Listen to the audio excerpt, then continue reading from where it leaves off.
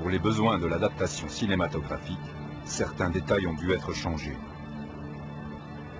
Cependant, l'histoire qui suit est authentique. Et le déroulement est identique à la réalité.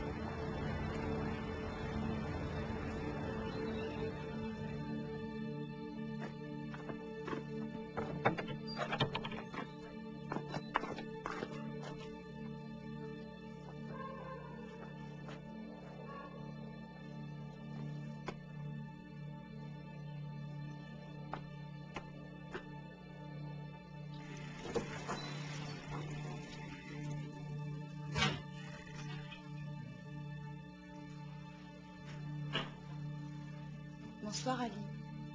Tu as faim? C'est sûr que j'ai faim. Tu devrais le savoir. Ça se voit pas? T'es aveugle. Le repas est sur le feu. C'est pas encore cuit. Ah, Qu'est-ce que tu as? saleté. Pourquoi c'est aussi chaud, hein? C'est sur le feu.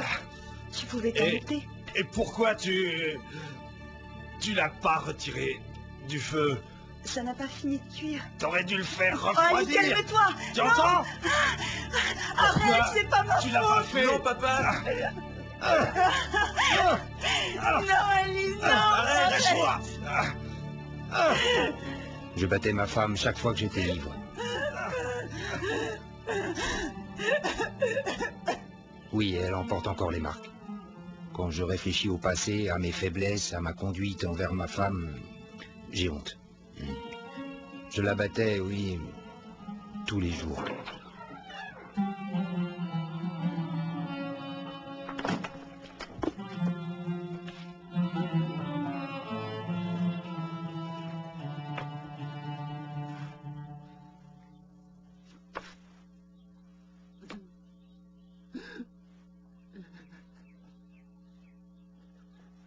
J'avais réellement honte devant ma femme et mes enfants. Mais je ne contrôlais rien, je ne pouvais pas m'en empêcher. Parfois je m'absentais de la maison, quelques jours pour donner un répit à ma femme. Je suis même parti pendant des mois, des années, que j'ai passé à Istanbul.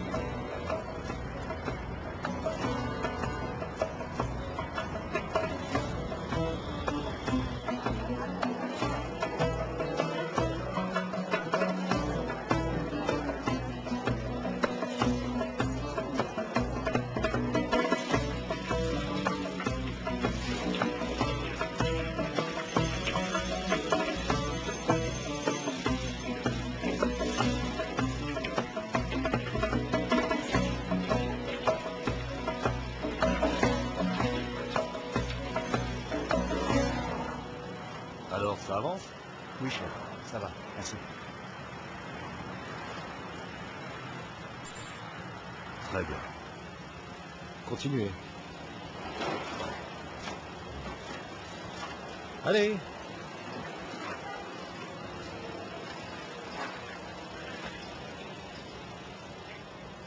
Je travaillais sur des chantiers comme maçon. Je gagnais bien ma vie. En général, j'étais contremaître. Mais je dépensais mon argent en alcool. J'en buvais sans cesse, même au travail.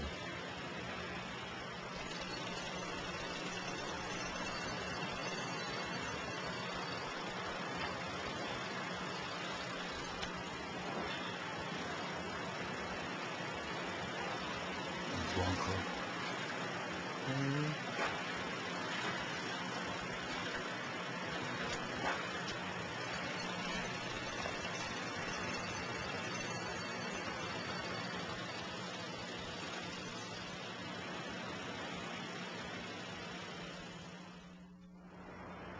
Hé chef, on va boire un coup? Tu viens avec nous? Non, pas cette fois. Tu viens pas? J'ai du travail. Ben, tu sais où nous trouver. On va au café comme d'habitude. D'accord. Salut. À plus tard, peut-être.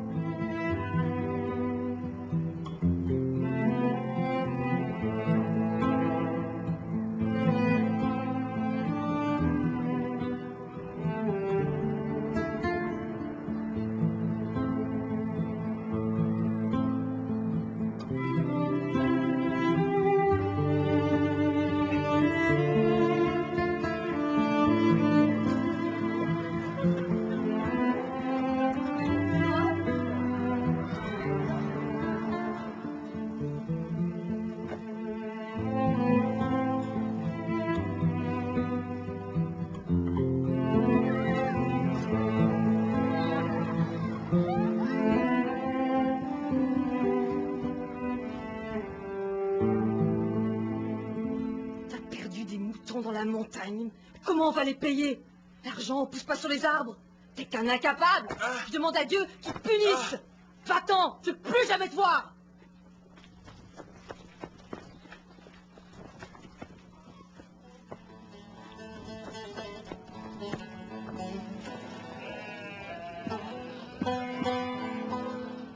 Karaş'tan bir haber geldi.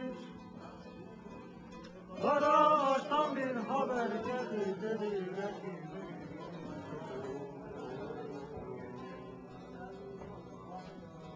Keşke Meri görmeseydim. Ali, viens par ici. Keşke Meri görmeseydim. Garçon, deux autres. Salut les gars. Alors, t'as fini? Oui, c'est fait. Ça se passe bien ici? Ouais, on a trop bu. Ah.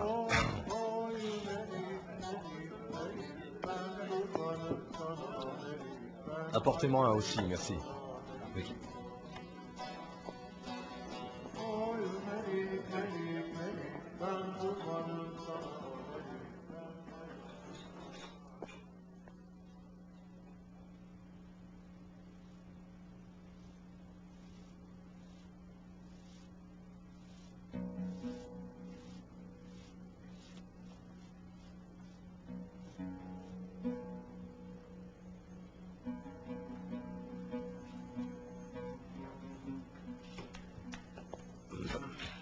Messieurs, nous fermons.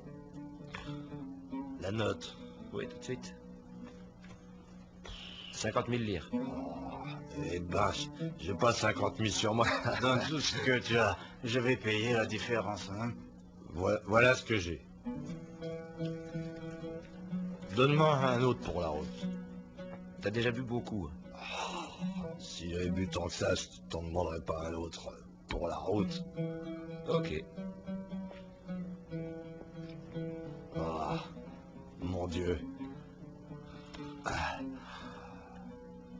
Je veux qu'il m'aide à arrêter de boire. Mais qui? Je lui parle très souvent. Tu parles avec qui? Avec Dieu, bien sûr. Regarde les fleurs, par exemple. Les fleurs? Oui, les fleurs. Ah, elles sont jolies et pourtant elles poussent dans la terre et la saleté, hein. Plus tu mets du fumier dans la terre, plus elles deviennent jolies. Ah, alors je dis, le parfum, il vient d'où? Celui du fumier? Non, celui des fleurs. Dieu peut faire sortir la beauté de la crasse. Oui. Offert par la maison. Je te remercie. Dis donc, est-ce que tu parles à Dieu parfois? Je me plains de temps à autre, c'est vrai. Non, tu dois essayer de lui parler comme à un ami, d'accord? Ou encore comme si tu étais un de ses enfants. Moi, je lui parle toujours comme ça. Tu comprends ce que je veux dire?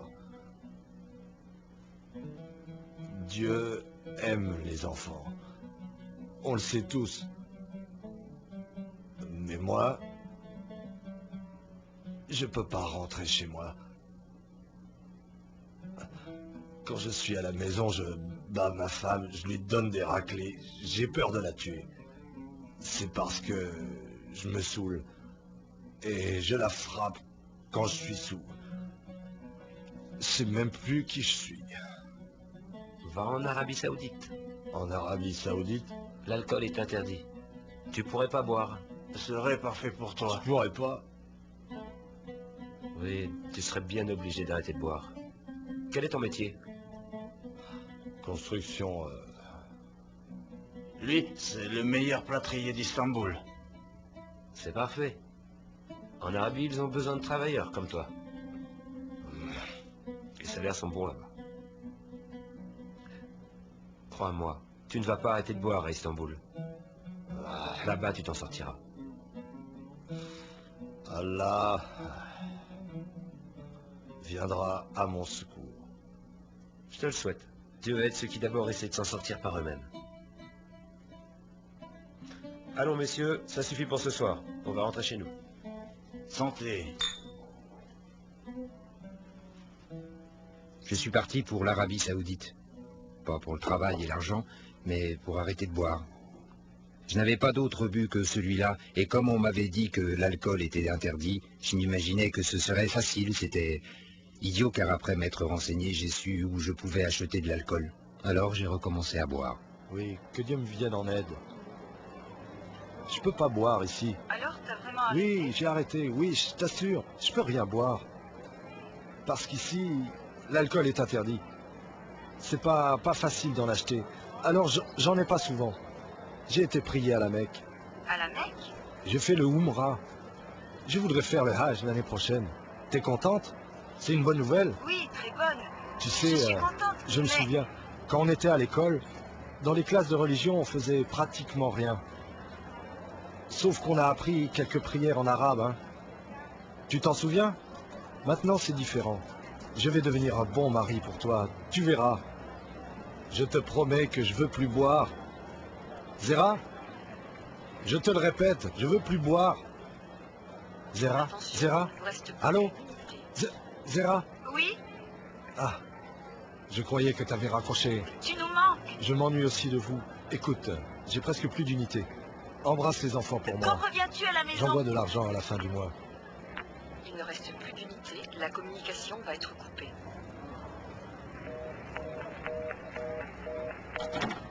Un an plus tard, avec un groupe d'amis, j'ai décidé de me rendre pour le Hajj à la Mecque en voiture. On devait voyager par groupe de 4 pèlerins dans chaque voiture. Personne ne voulait monter avec moi. J'avais pas mon permis de conduire et en plus j'étais mauvais conducteur.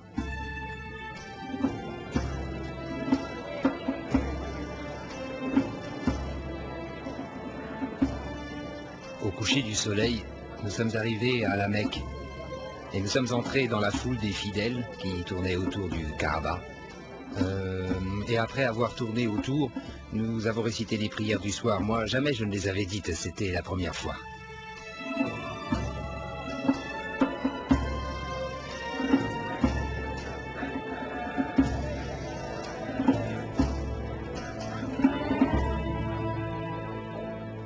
Cette journée était très fatigante. J'espère que je vais arriver à dormir.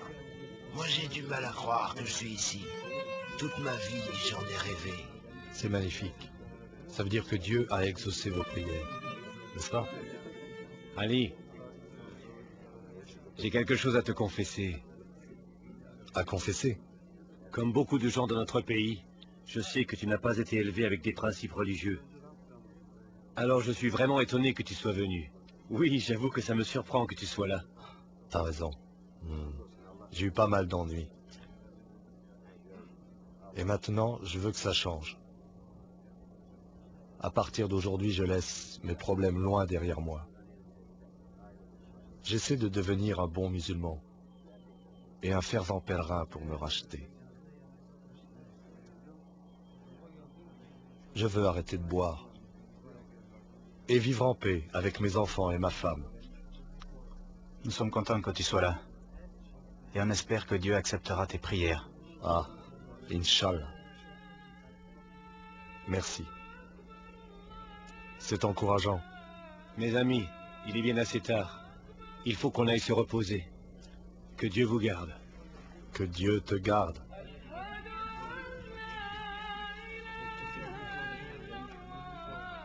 Allez, tu vas dormir là? Tu n'entres pas? Il fait trop chaud sous la tente. Je serai mieux dehors. Que Dieu te donne un sommeil paisible. Je te remercie.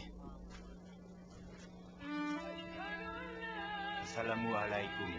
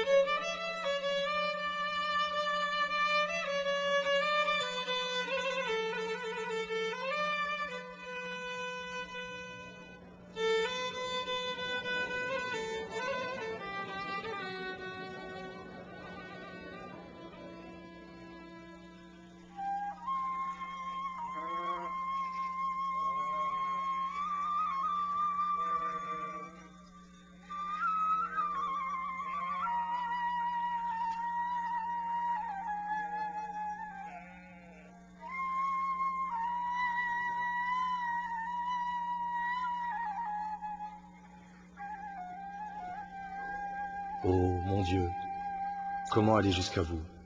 Je ne sais pas. Mais je sais que vous êtes là. De tout mon cœur, je prie et j'espère que vous m'entendez. Je voudrais tant que vous vous réveilliez à moi. Je voudrais tant que vous me sortiez de l'emprise de l'alcool. Je voudrais tant que vous me sauviez.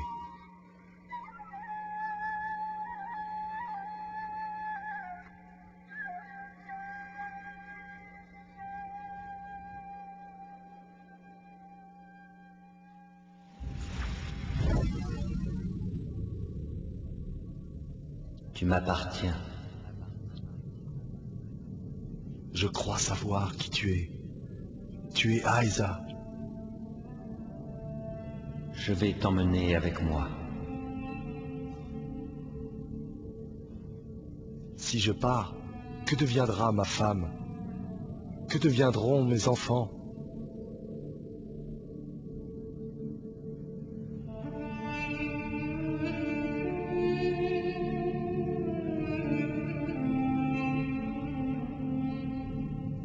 Va-t'en loin d'ici. Tu m'appartiens.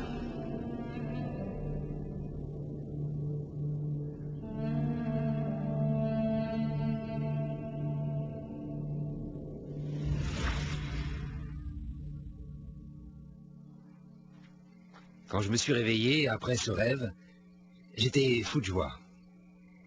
J'étais profondément ému. Je me sentais si léger, comme si j'avais des ailes. Je touchais le tapis pour savoir si j'étais sur Terre ou dans les airs. J'étais sur Terre et je l'ai vite compris, alors j'ai voulu refaire ce rêve, mais je n'avais pas sommeil, alors je n'ai rien rêvé du tout.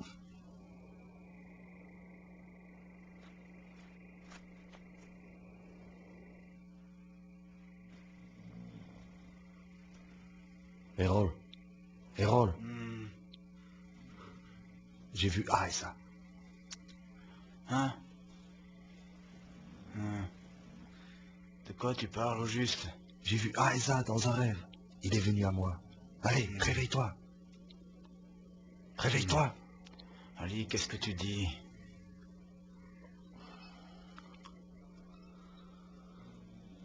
Tu es réveillé. Grâce à toi, oui. Ali.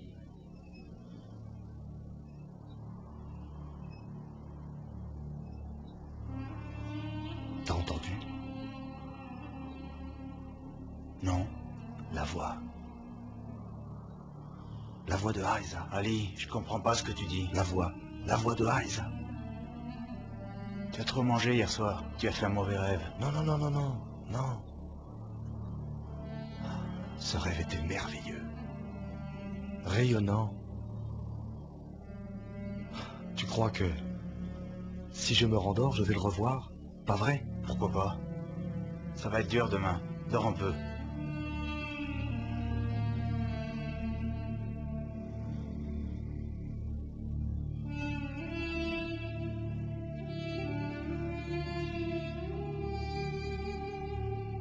Ali, tu m'appartiens. Tu ne continueras pas ce pèlerinage. Quitte cet endroit. J'entendais cette voix qui me disait sans cesse « va-t'en d'ici ». Ça m'empêchait de respirer et j'étais très inquiet car je ne savais pas d'où venait cette voix. Bien sûr, j'ai pas pu me rendormir. Alors je me suis rendu au parking où ma voiture était garée et je m'y suis réfugié.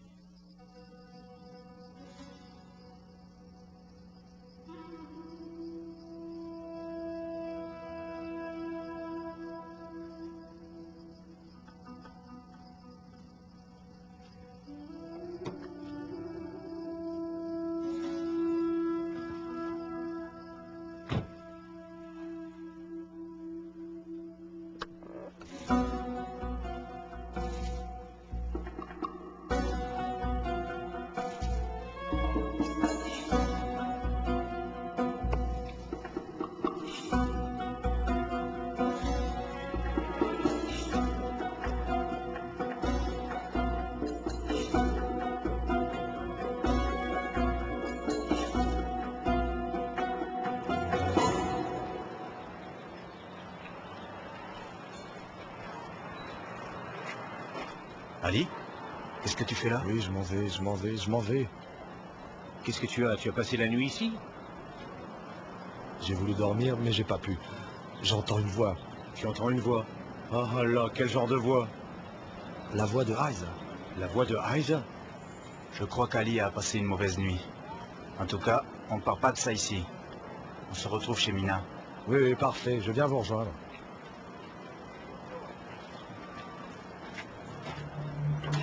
Tu ne continueras pas ce pèlerinage. Tu m'appartiens.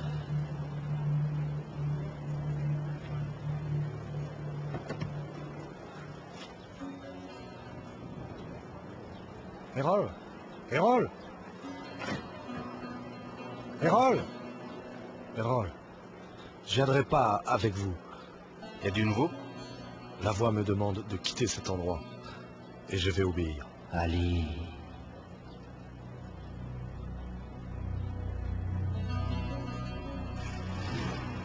Quand connais-tu Ali? Depuis 15 ans.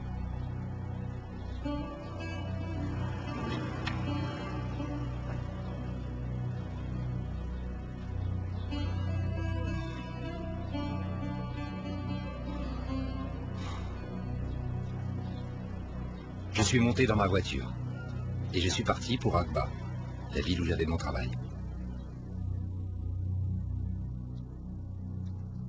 Quand je suis arrivé chez moi, j'avais besoin de prendre une douche. C'est à ce moment-là que j'ai remarqué que la moitié des poils que j'ai sur la poitrine étaient blancs. J'ai pensé que c'était la poussière et la transpiration. J'ai frotté avec une serviette, mais mes poils étaient devenus blancs.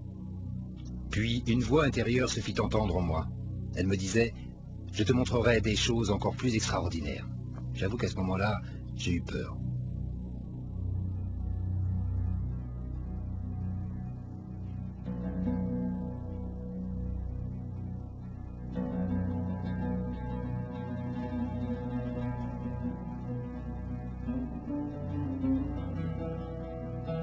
Je me suis agenouillé pour prier. Ma crainte s'était doucement transformée en joie. Je sentais que Dieu était avec moi, qu'il allait m'aider. Je pressentais que j'allais être délivré de mes mauvaises habitudes et de mes problèmes, surtout celui de l'alcool. J'étais du coup submergé par la crainte de Dieu ainsi que par une paix intérieure intense. J'essayais de prier, mais je ne savais pas comment. Je ne savais pas quoi dire.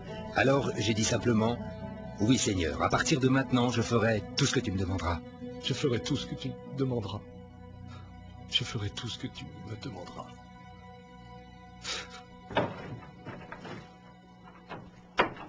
Pendant la soirée, j'ai entendu la voix de nouveau, qui me disait de rentrer immédiatement à la maison. Je n'ai pas hésité, j'ai fait ma valise, et je suis rentré chez moi.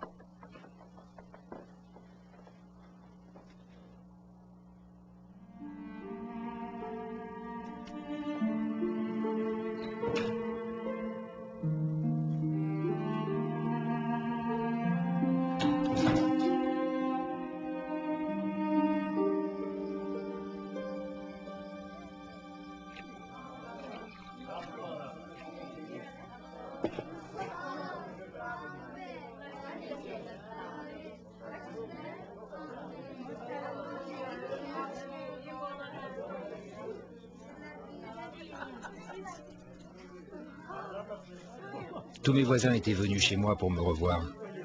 Nous étions tous très joyeux. Ils savaient qu'avant je battais ma femme et que je maltraitais mes enfants. Mais ils m'aimaient bien quand même. À un moment donné, la voix en moi m'a dit: lève-toi.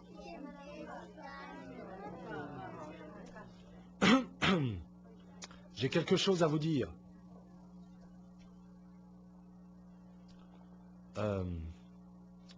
Quand j'étais en Arabie Saoudite, j'ai vu Jésus dans un rêve. Et Jésus m'a changé.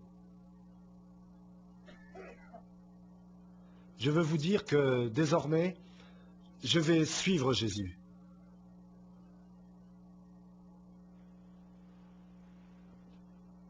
Je suis devenu chrétien.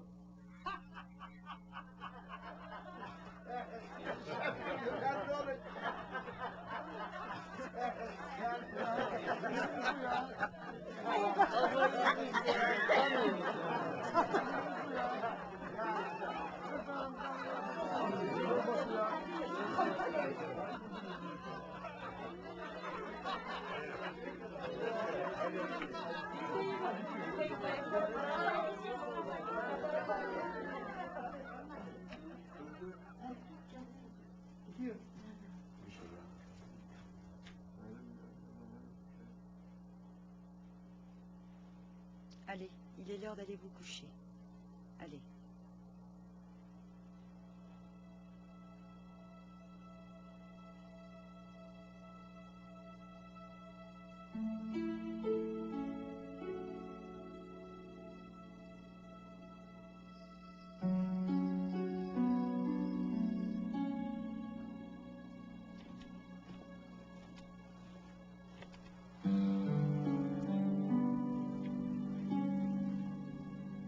Zéra, je suis vraiment devenu un chrétien.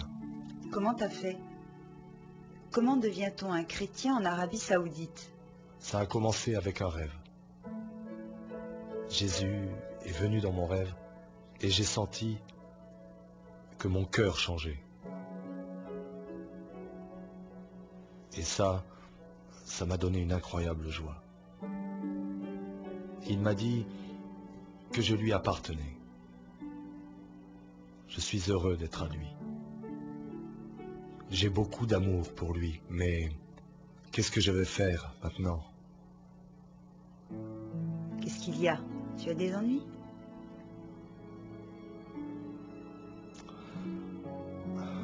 Zéra, tu sais que je t'aime beaucoup. Je t'ai toujours aimé.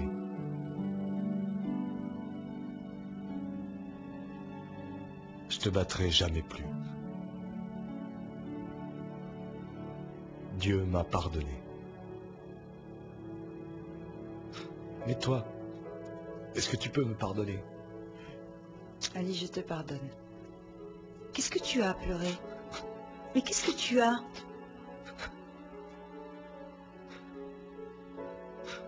Zéra, maintenant, je suis un chrétien, mais toi, tu ne l'es pas. Alors, qu'allons-nous faire? Qu'est-ce que nous devons faire, Zéra? Ce n'est rien, Ali. Si tu es devenu chrétien, alors moi aussi je peux. Ah oui?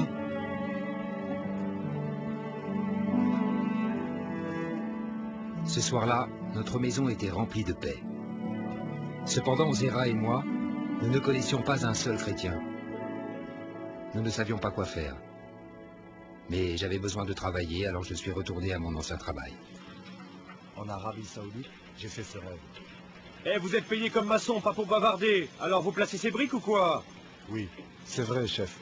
Je parlais seulement, c'était au sujet de Jésus. J'expliquais à mon ami que Jésus m'a touché et que ma vie a été vraiment changée. Je vous expliquerai si vous voulez. Non, j'ai pas de temps à perdre avec ces histoires, et toi non plus. Si tu veux pas travailler, t'as qu'à t'en aller. Je travaille. Ali, t'inquiète pas. Tout le monde sait que tu travailles bien. J'ai été renvoyé quand même. Et j'ai trouvé un autre travail et j'ai vite été renvoyé. J'ai pas arrêté de changer de boulot, mais à chaque fois je parlais trop et on me renvoyait. Je ne pouvais pas m'empêcher de dire combien ma vie avait changé et mon désir de faire savoir à mes collègues de travail ce que Jésus offrait à chacun était plus fort que tout, plus fort que le travail.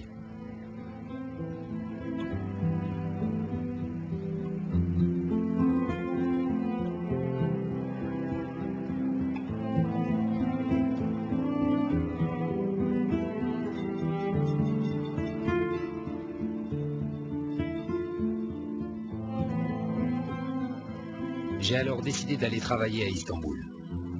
Il y avait maintenant 2 ans depuis que j'avais rencontré Jésus pour la première fois. Pendant ce temps, je n'avais jamais rencontré un chrétien et je n'avais pas lu le Nouveau Testament.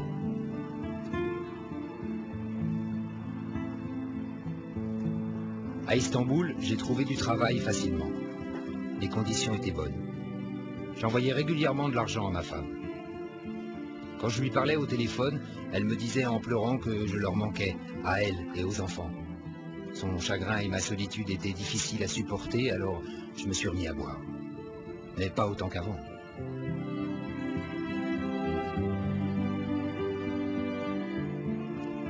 Je ne savais pas quoi faire. Une voix à l'intérieur me disait que je devais retourner à Marache.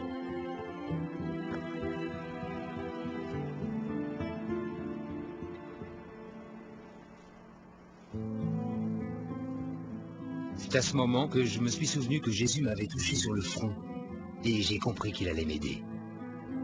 Je suis rentré à Marache.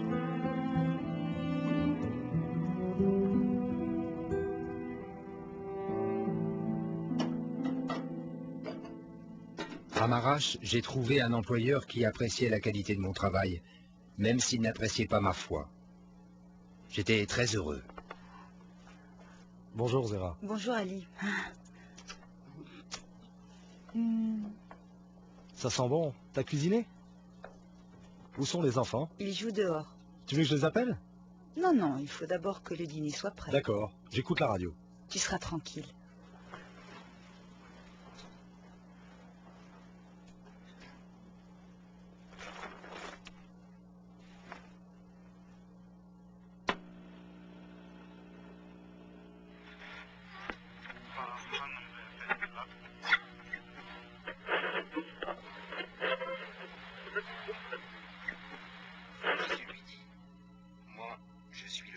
Zéra, Zéra, viens, fais vite. Viens vite, approche. Quoi? Oh, c'est Jésus. Oh, Ali, tu vas bien? On parle de lui à la radio. On en parle à la radio, c'est fou. Chut. Écoute. Seigneur, montre-nous le Père, et cela nous suffit. Jésus lui dit, cette émission de radio s'appelait Appel à la paix. Quand j'ai entendu cette diffusion, j'ai immédiatement pris un crayon et un papier pour noter la station de radio, car je voulais écrire pour commander un Nouveau Testament. J'ai reçu un Nouveau Testament une semaine après. Ce bouquin était pour moi un énorme cadeau. J'étais très heureux qu'on me l'ait offert. J'ai lu d'une traite sans même penser à aller dormir. À partir de cette lecture, tout dans ma vie s'est mis à changer. En fait, les gens qui étaient proches de moi pouvaient voir les changements dans ma vie.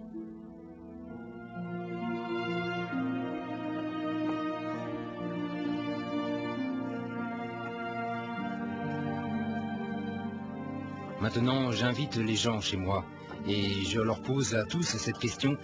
Désires-tu réellement voir le paradis? Si ta réponse est oui, alors viens chez moi. Je te remercie, Zéra, merci.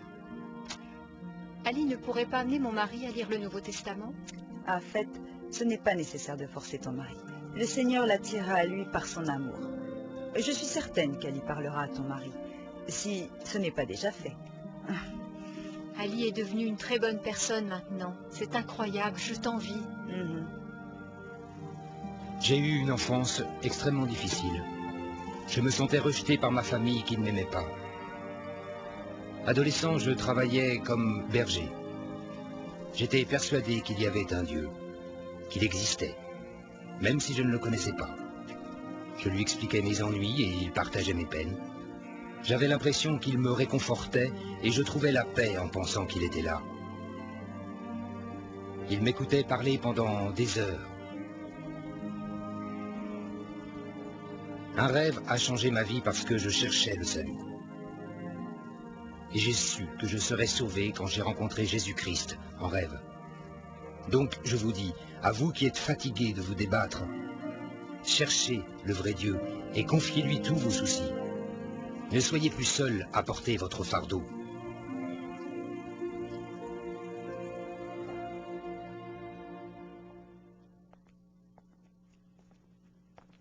Bonjour. Vous avez déjà été dans un endroit isolé pendant la nuit? Vous avez regardé le ciel et vous vous êtes émerveillé devant la beauté des étoiles? Ou peut-être bien que, comme le jeune Ali, vous avez été entouré de jolies montagnes, de prés et de belles fleurs. Notre reconnaissance est d'abord instinctive. Et nous remercions Dieu d'avoir mis à notre disposition cette nature merveilleuse. Mais nous ignorons quels sont les mots qu'il faut employer. Et quelle que soit notre façon de le remercier, nous nous demandons s'il va nous entendre.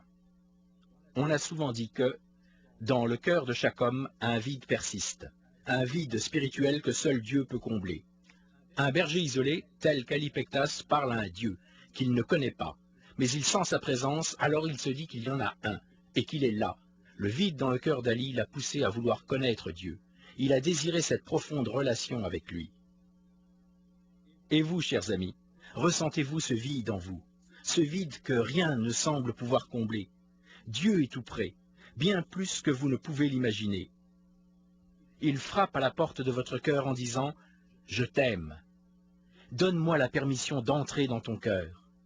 Laisse-moi entrer et je ferai de toi ma maison. Je comblerai le vide spirituel qui est en toi par ma présence, mon réconfort et ma joie. Mes amis, écoutez. Dieu vous aime réellement et, croyez-le ou non, il vous attend. Il attend que vous lui disiez que vous désirez avoir avec lui une relation personnelle. Imaginons un instant, quand le jeune Ali perdait un mouton de son troupeau, en brave berger, il allait chercher ce mouton. Il n'hésitait pas une seconde. Et c'est normal. Est-ce que vous vous sentez perdu quelquefois? Votre vie vous semble-t-elle parfois inutile, dénuée de sens et sans but? Laissez sortir ce cri de désespoir. Laissez Dieu entendre votre voix. Ayez confiance. Ouvrez votre cœur à Dieu. En effet, c'est cela la prière. Dialoguer en direct, face à face avec Dieu, afin d'établir un contact personnel. Si vous étiez dans le désert, en haut d'une montagne, ou dans tout autre endroit complètement isolé, je crois que vous n'hésiteriez pas à appeler au secours.